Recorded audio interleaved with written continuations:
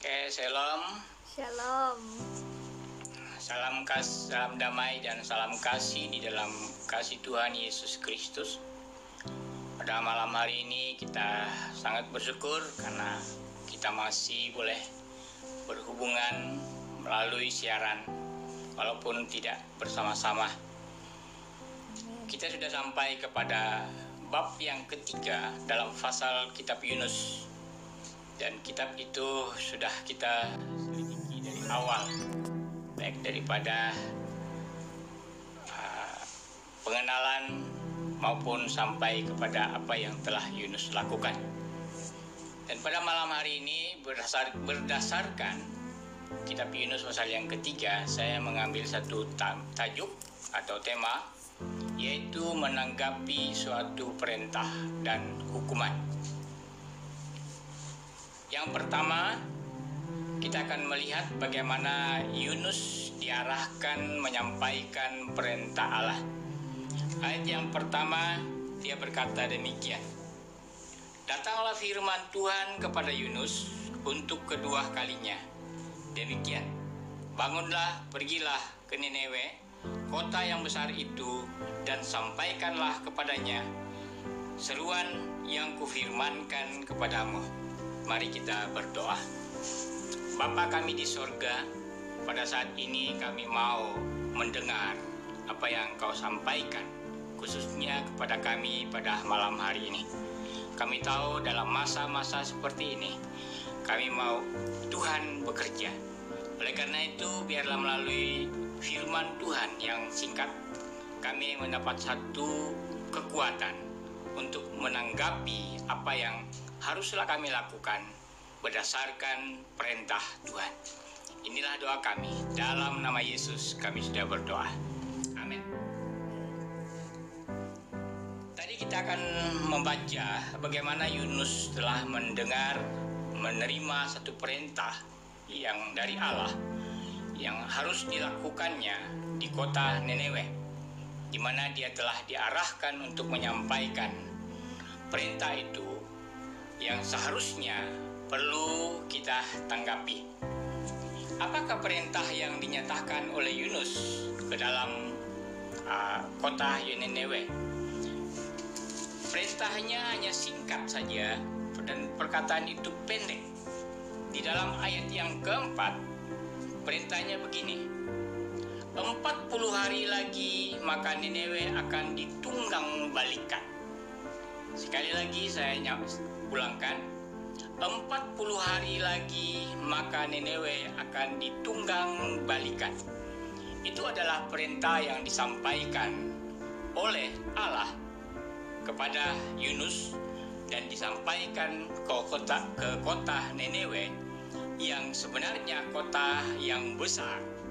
Kalau menurut ukuran perjalanan kota Nineve, ia boleh dikelilingi hanya dengan perjalanan 3 hari 3 malam. Kota itu juga terkenal dengan kota yang cantik, dan orang-orangnya adalah orang yang besar-besar dan memang sangat dikagumi. Tetapi mengapakah Allah memerintah Yunus untuk menyampaikan satu perintah yang sedemikian? Kita lihat bagaimana orang-orang Nineve menanggapi perintah itu. Mungkin kita akan berkata, pada masa sekarang, menurut pemikiran kita sebagai orang yang kenal Tuhan, kita akan berbicara dengan Tuhan. Tetapi orang Nineve, mereka bukan orang yang percaya kepada Allah. Tetapi apabila mereka mendengar bahwa ada perintah yang disampaikan oleh Yunus, maka mereka menanggapinya dengan satu tanggapan yang begitu hebat dan menggugah hati Allah. Orang Nineve menanggapi perintah itu yang kita lihat di dalam ayat yang kelima, di mana mereka berpuasa. Mereka mengambil satu jalan untuk menyatakan bahwa mereka percaya kepada Tuhan, percaya kepada Allah. Mereka berpuasa. Daripada perkataan isi puasa, tidak ada perkataan yang dinyatakan. Apakah mereka memuji Tuhan? Apakah mereka menyembah berhala? Apakah mereka melakukan sesuatu yang menganggap bahwa mereka percaya kepada Allah? Tetapi tindakan yang mereka lakukan adalah sesuatu yang sangat hebat di pandangan mata Allah. Yang kedua, sikap daripada raja yang adalah ketua dari kota itu, dengan sendirinya ia turun dari taktanya dan terus mengarahkan, dan menurut ayat ini dia sendiri juga mengambil kain kabung, menyatakan bahwa harus semua orang berpuasa. Yang ketiga, tanggapan mereka dengan perintah itu, di mana mereka sehati. Bukti bagaimana mereka sehati dalam ayat yang ke-7 berkata demikian. Lalu atas perintah raja dan para pembesarnya, orang memaklumkan dan mengatakan di Niniwe demikian: manusia dan ternak, lembu, sapi dan kambing, domba tidak boleh makan apa-apa, tidak boleh makan rumput dan tidak boleh minum air. Ini adalah yang kita lihat bahwa mereka melakukan sesuatu yang drastis di hadapan Tuhan. Mereka bukan takut mati, mungkin daripadanya satu daripada perkataan itu, tetapi tanggapan yang mereka ambil adalah yang positif, di mana mereka harus melakukannya untuk menyatakan bahwa Allah yang dipegang oleh Yunus itu adalah Allah yang hidup. Saudara yang sekasih dalam nama Tuhan kita Yesus Kristus, pada malam hari ini bersangkutan dengan tanggapan orang-orang Niniwe dengan perintah yang disampaikan oleh Yunus, saya juga akan mengambil kesempatan untuk menyatakan di mana dalam masa ini kita menghadapi suatu fenomena yang menakutkan, yaitu virus corona yang mematikan. Penyakit adalah suatu amaran, di mana kita akan melihat bahwa penyakit itu juga adalah satu pernyataan yang sebenarnya bukan Allah yang melakukannya. Tetapi kita akan melihat di dalam kitab Ayub, di mana masa anak-anak Allah datang kepada Allah. Di samping itu ada selagi sosok untuk datang kepada Allah, menyatakan bahwa dia juga telah memperhatikan hamba Allah, yaitu Ayub. Lalu Allah berkata demikian, ya, engkau akan melihat bahwa hambaku Ayub adalah orang yang beriman. Dia kuat, dia teguh, dan tidak boleh diganggu-gugat dengan apa yang ada padanya. Tetapi iblis berkata demikian, bolehkah aku melakukannya? Allah berkata, silakan, tetapi jangan cabut nyawanya. Nah, kita melihat betapa hebat yang Ayub terima. Dia mengalami begitu banyak tantangan. Kalau menurut dari ayat yang pasal yang pertama dalam Ayub, dan sampai kita membaca semuanya, Ayub begitu mengharungi banyak tantangan yang begitu hebat. Dia mengalami penyakit yang begitu hebat sehingga ia tidak dapat baring di tempat yang baik. Kalau menurut penyelidikan, bahwa Ayub hanya baring di atas daun dan menggosokkan badan, menggulingkan badannya di atas abu. Dan itu adalah penyakit yang paling hebat dialami oleh Ayub. Tidak kurang daripada itu juga, dan ia sendiri mengalami tekanan yang begitu mengharukan, di mana semua anaknya telah meninggal.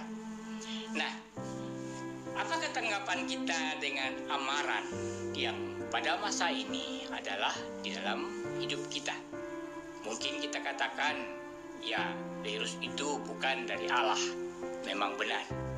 Tapi virus itu juga adalah sesuatu yang telah menyatakan satu izin daripada Allah. Mungkin kita katakan, patutkah kita berkata Allah menyediakannya? Tidak. Tetapi biasanya berlakunya sesuatu itu adalah daripada mungkin kesilapan manusia yang telah melakukan banyak perkara. Mungkin juga adalah satu tanda di mana manusia pada masa kini sudah luar dan jauh daripada Allah. Dalam menghadapi amaran yang membimbangkan ini, 2 dan 3 perkara yang perlu kita hadapi. Yang pertama, di mana amaran kerajaan menyatakan bahwa kita harus berdiam diri. Pada mulanya kita akan melihat banyak orang akan menentang. Secara khusus, orang-orang yang menganggap bahwa Allah itu ada. Orang-orang yang menganggap bahwa Allah itu berkuasa. Orang-orang yang menganggap bahwa Allah itu adalah Allah yang hidup. Dan saudara yang sekasih dalam Yesus Kristus, pada malam hari ini perlu kita ingat, kerajaan mengambil masa untuk mempersiapkan diri, di mana menyatakan untuk perintah tidak bergerak. Nah, saudara yang sekasih dalam Tuhan kita Yesus Kristus, dan 3 perkara yang kita harus ambil untuk masa ini. Yang pertama, mari kita bertenang. Yang kedua, turutlah perintah kerajaan. Kalau kita menganggap bahwa kita percaya kepada Tuhan, bahwa Allah itu ada, Allah itu hidup, Allah itu sempurna, Allah itu adalah Allah yang melindungi. Saat ini kita melihat ada kerajaan di depan kita. Sekarang kita akan menurut perintah. Yang ketiga, kita harus berdoa. Saya menghimbau kita kembali dengan firman Tuhan. Ada masanya kita sebagai orang yang percaya kepada Tuhan menanggapi keadaan-keadaan seperti ini dengan cara-cara kita sendiri, atau dengan cara Alkitab, dengan kata lain, dengan penglihatan secara rohani. Selalunya kita berkata, saya orang rohani, saya orang beriman, atau saya orang percaya. Saya tidak percaya, saya tidak takut. Tetapi mari kita melihat Amsal pasal yang ke-22, ayat yang ketiga. Amsal pasal yang ke-22, ayat yang ketiga berkata begini. Kalau orang bijak melihat malapetaka, bersembunyilah ia. Tetapi orang yang tak berpengalaman berjalan terus, lalu kena celaka. Mungkin kita tidak begitu memahaminya secara depan, karena ia adalah suatu ayat yang mungkin sebagai satu kata dari Raja Salomo. Tetapi saya memberi satu contoh untuk kita pada malam hari ini. Sekiranya saudara telah sedang makan dan saudara telah menampakkan racun di dalam makanan itu, dan makanan itu adalah rasa sayang, makanan itu adalah sedap, dan makanan itu sajalah makanan saudara, dan saudara berkata, ya tidak apa, saya punya kepercayaan bahwa Tuhan akan menghapuskan racun itu. Tuhan tidak mempermainkan kuasanya, karena racun itu sudah nyata di depan mata kita. Orang bijak akan meninggalkan perkara ini. Yang kedua, di negeri Sabah, secara khusus di kota Kinabalu, mungkin ada di bandar atau jalan-jalan di bandar, kita ada laluan jalan kaki. Tetapi kebanyakan tempat tidak ada laluan jalan kaki. Apabila saudara melintasi jalan besar, saudara akan berpikir bahwa saudara akan sampai ke seberang. Tetapi apabila saudara melihat suatu kendaraan yang racing, mungkin perlombaan, saudara berkata, saudara pasti sampai di seberang. Tetapi kalau orang bijak, ia akan berdiam diri dan memberi laluan kepada kendaraan yang sedang melaju, dan selepas itu baru dia bergerak. Nah, saudara yang sekasihi dalam Yesus Kristus, demikian kita akan melihat apakah yang telah Yunus lakukan itu telah berlaku. Di dalam ayat yang dimana kitab Yunus ini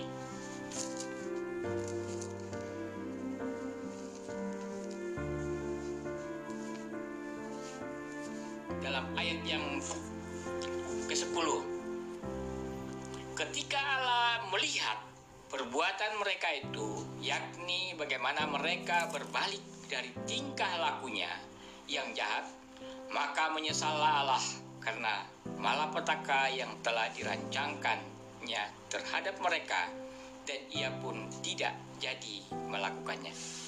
Saya berbincang kepada kita ketika dengan perkataan Allah menyesal. Saudara sekasih dalam Yesus Kristus, menyesal perkataan sebenarnya bukan Allah itu pandai tarik, tetapi Allah melihat sesuatu yang berlaku, di mana peraturan yang telah dilakukan itu adalah sesuatu yang memang ada. Tetapi sekiranya kita tidak melaksanakan, melanggar peraturan itu, maka hukuman itu tidak akan berlaku. Maka Allah yang melakukan memerintah Yunus untuk mengarahkan satu perintah bahwa Niniwe akan ditunggang balikan atau dimusnahkan, tetapi sekarang Allah sendiri berkata tidak jadi. Nah, inilah yang harus kita perhatikan pada malam hari ini, di mana kita menghadapi fenomena yang menggerunkan ini. Kita harus menanggapi apa kata perintah kerajaan. Kalau saudara disuruh untuk tinggal di rumah, mari tinggal di rumah. Bukan saja itu untuk kebaikan kita, tetapi juga ia adalah untuk menyelamatkan negara kita, Malaysia yang tercinta. Jadi pada malam hari ini, sejahat manapun keadaan, segerun manapun yang kita akan lihat, tetapi kalau kita menanganinya dengan tenang, menghadapkan diri kita kepada Tuhan, Tuhan mendengar, Tuhan menjawab, dan Tuhan juga melindungi kita. Mari kita berdoa. Bapa kami di sorga, pada malam hari ini kami sangat bersyukur karena kami melihat satu gerakan melalui pekabaran yang telah dihantar oleh Yunus, yang Kau nyatakan sebagai satu perintah yang harus, di mana Niniwe harus dimusnahkan. Tetapi akhirnya ia tidak berlaku. Pada malam hari ini kami mohon kiranya Tuhan juga akan sama bekerja melalui kehidupan kami yang ada di dalam kerajaan Malaysia, secara khusus di kota Kinabalu, Sabah, dan di dalam kehidupan orang-orang percaya.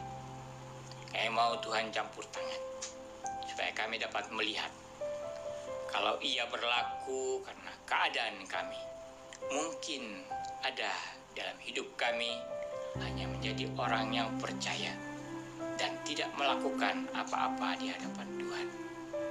Mungkin juga kami adalah orang-orang yang percaya, tetapi hanya dalam kertas. Tidak ada apa-apa di dalam hati. Sekiranya juga kami telah banyak melakukan kejahatan dan jauh daripada Tuhan. Tuhan, ampuni kami. Kuatkan kami, mampukan kami, dan Engkau menyadarkan kami sepenuhnya.